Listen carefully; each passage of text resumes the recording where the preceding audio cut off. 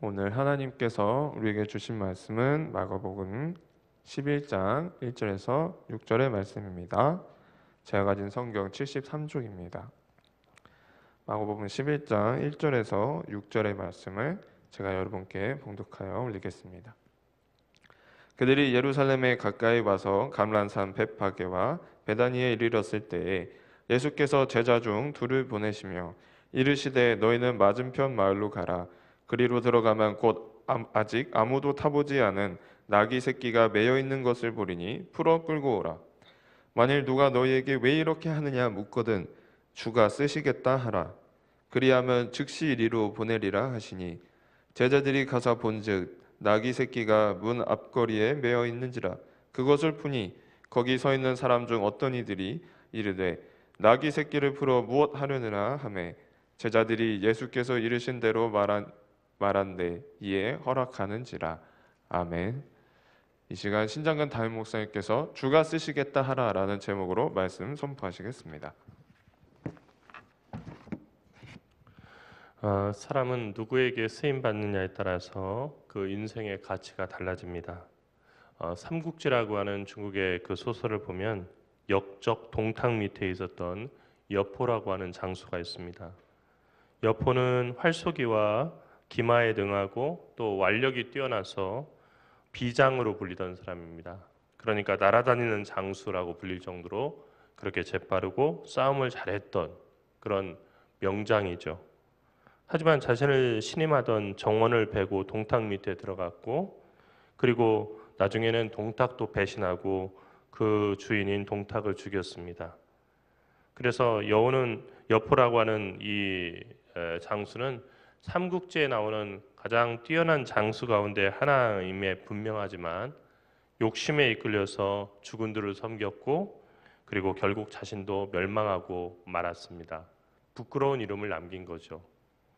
그런가 하면 삼국지에는 조운이라고 하는 장수가 나옵니다. 조운. 이 조운이라고 하는 장수는 초반에는 눈에 띄지 않았지만은 유비의 밑에 들어가서 낮은 자리부터 점점 올라갔는데 나중에는 크게 쓰임을 받아서 상산 조자룡이라고 하는 명장으로 이렇게 불리게 됐습니다. 사람은 누구에게 쓰임을 받냐에 따라서 그 인생의 가치가 완전히 달라집니다. 오늘 말씀해 보면 나귀 새끼 한 마리가 나옵니다.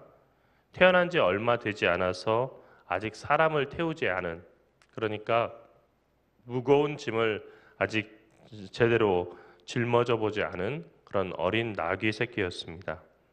그런데 그 나귀가 처음으로 사람을 태우게 됐는데 그 사람이 바로 예수님이셨죠. 사정은 다음과 같았습니다. 어느 날 예수님과 제자들이 예루살렘 가까이에 와서 감람산 벳바게와 베다니에 이르렀을 때 예수님께서 특별히 제자 둘을 마을에 보내셨습니다. 그 마을에 보내시면서 거기 가면은 아무도 타보지 않은, 여태까지 한 번도 사람이 타지 않은 그런 나귀가 있을 텐데 그 나귀 새끼를 갖다가 풀어서 끌고 오너라라고 이렇게 시키셨습니다. 여기까지만 보면은 예수님께서 제자들에게 나귀를 훔쳐오라고 하신 것처럼 들릴 수가 있는데, 하지만 그 다음의 말씀을 보면 오해가 풀립니다. 그렇게 나귀를 풀고 끌고 오려고 할 때 누가 나타나서 너희가 왜 이렇게 하느냐? 왜 이 나귀를 갖다가 풀어가려고 하냐? 이 나귀는 주인이 있는 그런 나귀인데 라고 물어보면은 주가 쓰시겠다 하라라고 그렇게 일컬을 하고 얘기했습니다. 그러면 그 나귀를 풀어가도록 놔줄 것이다. 주가 쓰시겠다 할 때 여기서 주는 예수님을 가리킵니다.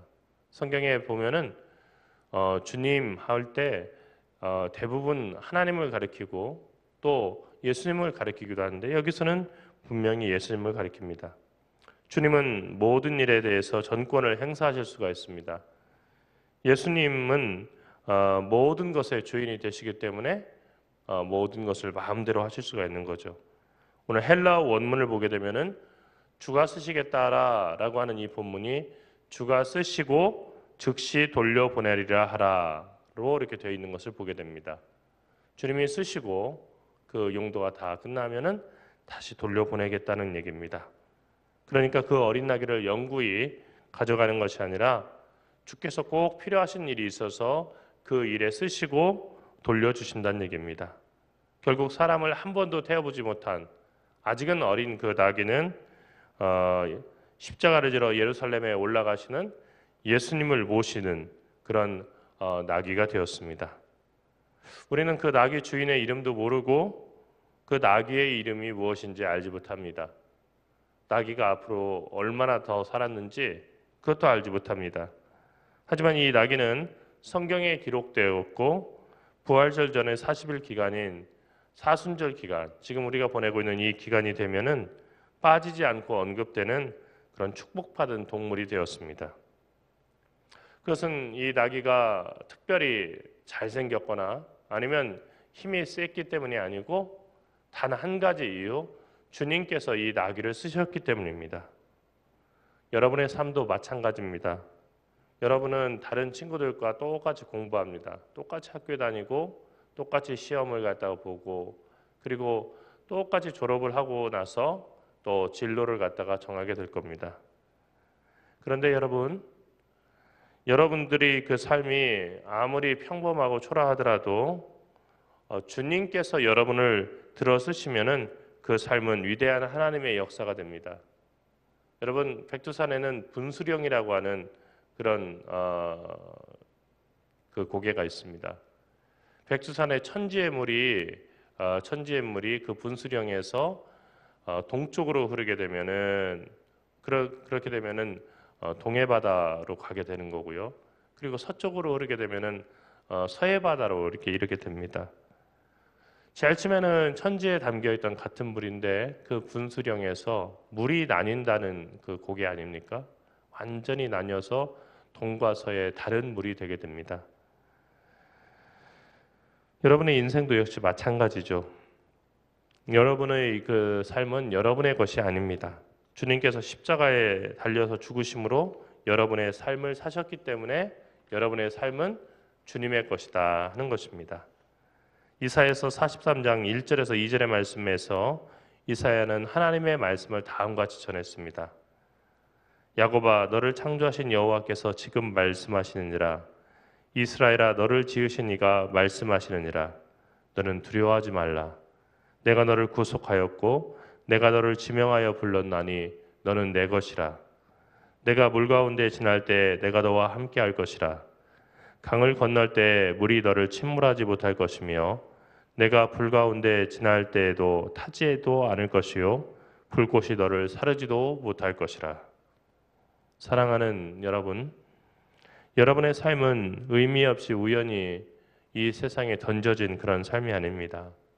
주님의 뜻이 있어서 여러분은 이 세상에 보냄받았고 주님께서 여러분을 구속하셨고 주님께서 여러분을 지명하여 부르셨습니다. 여러분은 주님의 것이기 때문입니다. 주님의 것은 주님이 책임져 주시고 지켜주신다는 것이 성경의 약속입니다.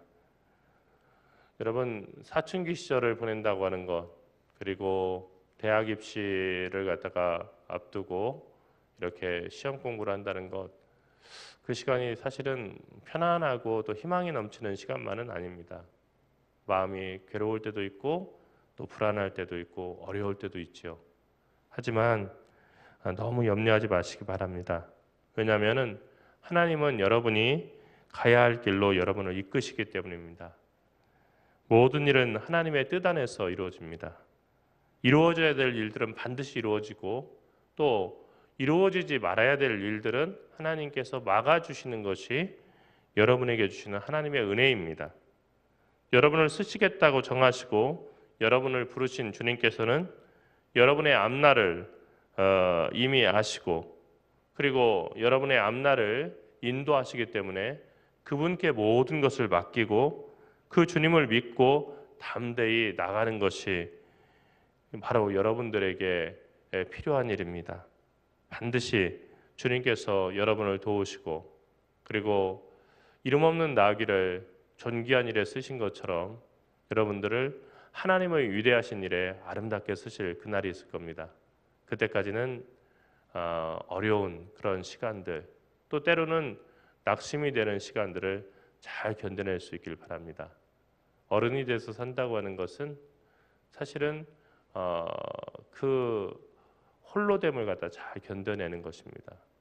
홀로됨 속에서 우리는 하나님을 만날 수 있고, 홀로됨 속에서 우리는 자기 자신과 직면할 수 있고, 그래서 성장할 수 있는 겁니다. 공부를 하다 보면 세상에 나 혼자인 것만 같은 그런 외로움이 있는데, 바로 그 순간 주님께서 여러분과 함께 하신다는 것을 그때 느낄 수가 있고, 또 그만큼 여러분은 성장하게 되는 겁니다. 주님께서 이번 한 주도 여러분과 함께 하셔서 하나님이 함께 하심을 여러분 모두에게 느낄 수 있도록 그렇게 인도해 주시기를 간절히 축원합니다. 기도하겠습니다. 사랑이신 하나님, 은혜와 사랑을 감사합니다. 이름 없는 나귀를 주님께서 선택하셔서 예루살렘으로 입성하시는 그 존귀하고 거룩하며 의미 있는 사건에 사용하여 주셨음을 감사드립니다. 또한 이 자리에 모여서 예배하는 우리 사랑하는 믿음의 학생들, 주님께서 정말로 어린 시절부터 구별하셔서 그들의 삶을 통해서 주님의 임재를 느끼고 또 주님의 뜻을 깨달아서 주님과 함께 동행할 수 있도록 인도하심을 감사드립니다. 때로 지치고 때로 낙심하고 때로 우울한 날들이 있더라도 주님께서 늘 구름 가운데 숨어 있는, 여전히 빛나고 있는 태양처럼 사랑하는 주님의 자녀들을 돌보고 계시며 지키고 계심을 믿어 의심치 않게 인도하여 주시옵시고, 믿음으로 담대하게 이 시간을 잘 지나가서 주님께 쓰임 받는 주의 사람들 되게 인도하여 주시옵소서. 사랑하신 예수 그리스도의 이름으로 간절히 축원하며 기도드리옵나이다. 아멘.